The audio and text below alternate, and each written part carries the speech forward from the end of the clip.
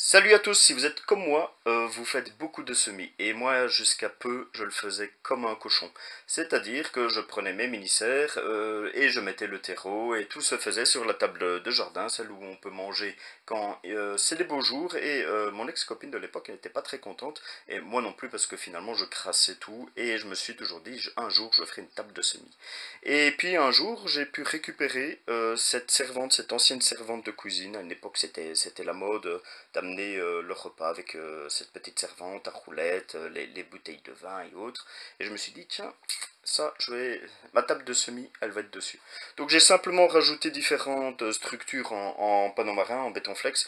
Ça a l'avantage de résister quand même aux petites projections d'eau et d'être très lisse, d'être très glissant et d'être facilement nettoyable par après. Alors, comme j'étais dans le moment de réflexion, ça c'est les mini-serres que j'utilise beaucoup, c'est le modèle de chez Lidl. On reviendra dessus dans une autre vidéo, je vous expliquerai comment je les utilise, quelles sont les petites améliorations que j'ai faites. Là où je veux en venir, c'est en tout cas je perdais beaucoup de temps. Donc une fois que j'avais mis mon terreau, eh ben, il fallait que je tasse dans chacune des logettes pour que le terreau soit quand même suffisamment dense. Il fallait que je fasse un petit trou pour chaque fois mettre ma petite graine. J'ai décidé d'aller plus vite. Voilà, je me suis fait une presse avec des petits pressoirs et chaque fois un petit tourillon qui permet simplement de faire le trou pour la graine. Comme j'utilise toujours les mêmes choses, comme chez moi il y a beaucoup de standardisation, ben, j'ai l'avantage d'avoir énormément, j'ai des dizaines de mini-serres comme ça, c'est toujours les mêmes que j'utilise, j'en suis super content.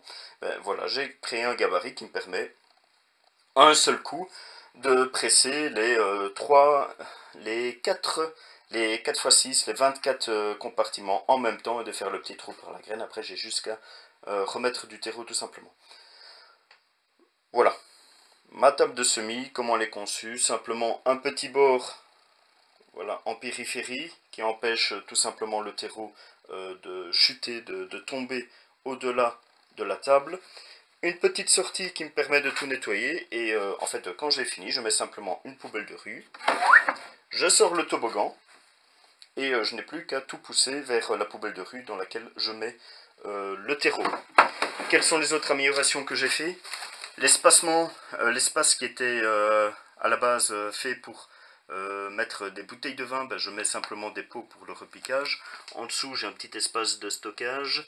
Là, je me suis fait un petit tiroir où je peux mettre justement des mini-serres qui sont vides, prêts à être utilisées.